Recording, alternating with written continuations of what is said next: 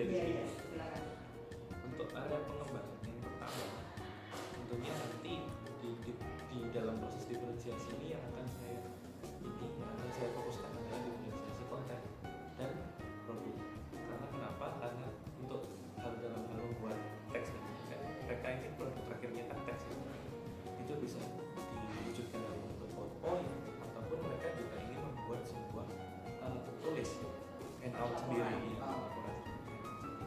Terus konten yang saya ajarkan itu akan saya sediakan banyak sekali dari PowerPoint.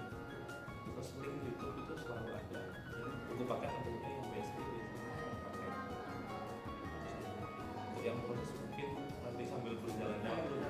Jadi kalau budaya positif dan maka SI-nya mungkin posisi waktu Iya. tadi akan berkelompok atau bagaimana Iya. nanti akan berjalan. Iya. Terima kasih Bapak. Kemudian untuk memenuhi segala area pengembangan ini, Bapak memiliki strategi yang bagaimana untuk bisa mencapai area yang ingin dikembangkan? Strategi pelajaran. Ya, untuk tiap kelas kan beda ya. Iya. Biasanya saya menerapkan itu tiap kelas beda. Tentunya untuk kelas yang akan saya pakai untuk observasi nanti itu biasanya saya selalu pakai ice breaking method atau metode Ice breaking. metode ice breaking atau yang biasanya dipakai untuk menurunkan emosional siswa. Jadi biar mereka fokus ke kita. Ya. Terus yang kedua untuk menerapkan ini materinya biar masuk, saya pakai group discussion atau diskusi kelompok. Jadi nanti siswa itu saya sebar berdasarkan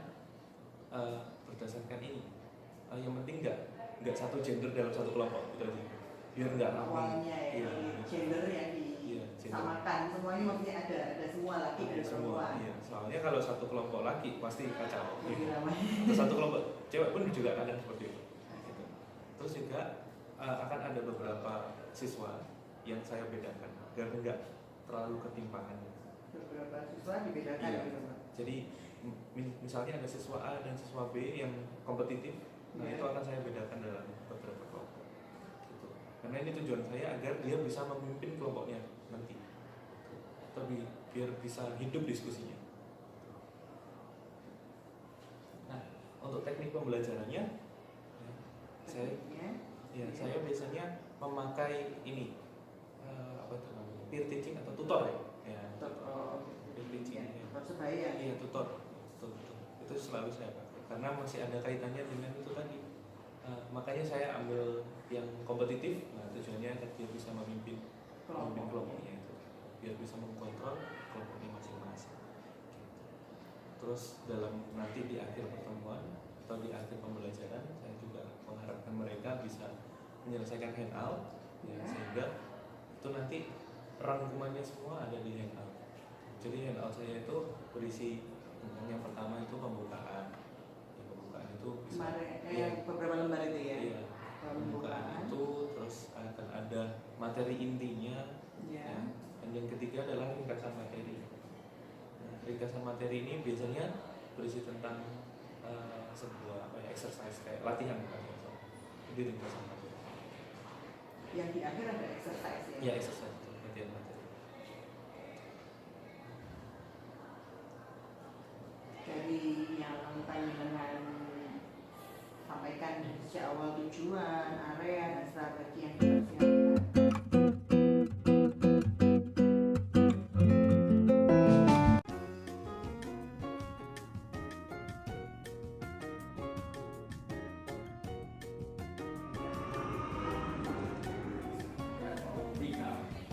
If you guess it correctly, you can move to the second question, like that. Okay, and after you got it in the flashcard phase, this one is a flashcard phase. Jadi ada fase-fase tertentu. Jadi flashcard. Okay, are you ready, Kakul? Yes.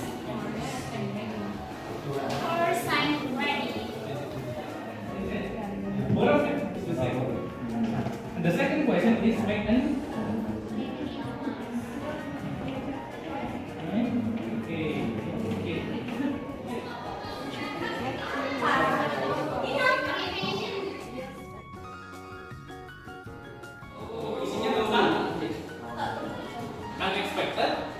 Ending. Kalau endingnya real text pakai apa? Isinya tentang the writers, and then Stand up, please. Next. thank you everyone. Thank you for today. Assalamualaikum warahmatullahi wabarakatuh. Ya, Di sini, Bu? Iya, iya, monggo Pinara. Ngapunten, bukan tempat saya tapi Pinara.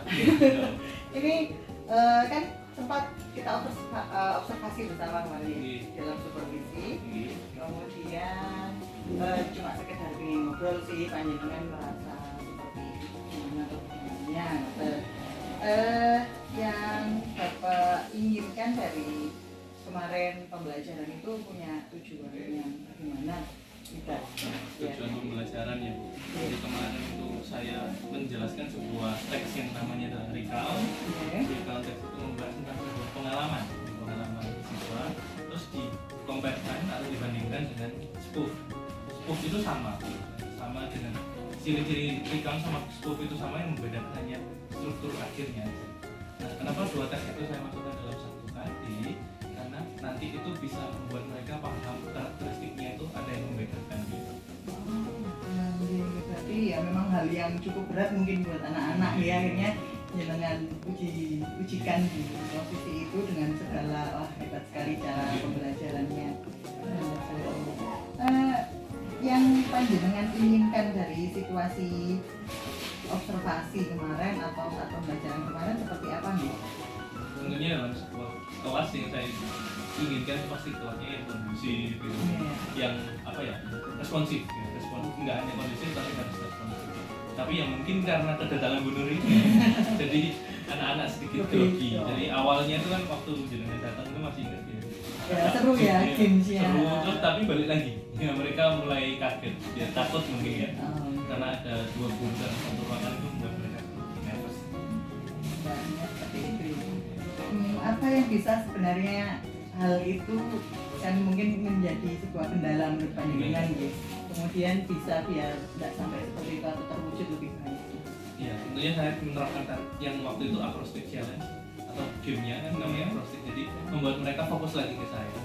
Ketika setelah itu kan mereka down lagi, jadi mereka takut lagi. Saya masukkan ke dalam web aplikasi itu yang namanya Flip. Jadi mereka lebih berinteraksi antar kelompoknya, kelasnya lebih hidup. Dengan berarti sudah punya cara sendiri, cara jitunya gitu.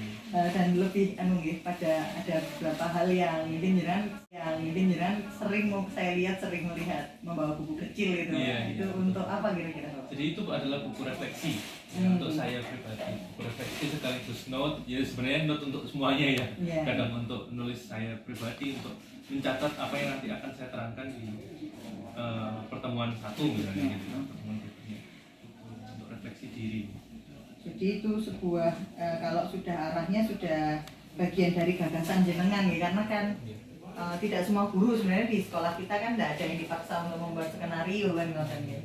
Jadi gagasan panjenengan kemudian apa saja yang perlu panjenengan siapkan dalam, saya kemarin kan sempat melihat jenengan punya banyak media gitu. Jadi bagaimana trik panjenengan, apa yang jenengan lakukan? Waktu itu kan saya inginkan diferensiasi diferensiasi produk dan konten.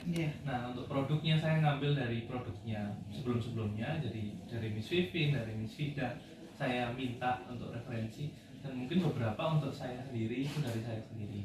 Tapi untuk link saya pakai dari link yang sudah ada, kayak di YouTube. Buku paket pun saya juga pakai yang BSE. Iya. Jadi itu yang saya Jadi sampai lengkap maksimal. ya, dengannya Sama lengkap. handout sih sepatutnya. Iya, luar biasa Bapak, bagus sekali. Yang mungkin bisa tidak hanya panjenengan terapkan, bisa dibagikan ke yang lain nantinya ke depan. Mungkin ada lagi kriteria yang diinginkan Pak dari mungkin pembelajaran lain, kalau ketidakpuasan dengan sistem tersebut mungkin ada kriteria lain. Sejujurnya kalau untuk saya sih, kalau kemarin tuh selalu merasa kurang puas ya Bu. Iya. Karena mungkin orangnya perfeksionis ya. Karena, jadi saya selalu mengambil itu, kalau kemarin itu yang saya dapatkan adalah kelasnya masih tergolong cenderung kaku kalau menurut saya. Siswanya cenderung kaku. Kalau meskipun kalau diambil di persentase mungkin ada sekitar 80% mereka sudah mulai aktif. Cuman saya lebih menginginkan lebih dari itu, biar mereka lebih responsif, saling berinteraksi antar sesamanya. Iya. Gitu. Terus menurut panjenengan dari skala 0 sampai 10 kondisi yang panjenengan ciptakan dalam pembelajaran pertemuan di IPA 2 ya itu sudah range berapa? Rata-rata nilai menurut panjenengan, menilai diri atau menilai kelas itu sudah mencapai di nilai berapa? Kalau pribadi sih saya ambilnya di 8 ya. Itu baik atmosfer kelas maupun dari performa saya. Waktu itu kan kenapa saya ambil di 8 karena mungkin materinya kan kurang berat dan itu posisinya sekolah lagi banyak event jadi terpaksa waktunya harus saya mamatkan di produk yang kayak hangout siswa kan seharusnya ada di Bisa ada rencana mau mengimbaskan ke guru-guru lain nggak kira-kira? kalau itu sebenarnya belum, malah saya yang belajar.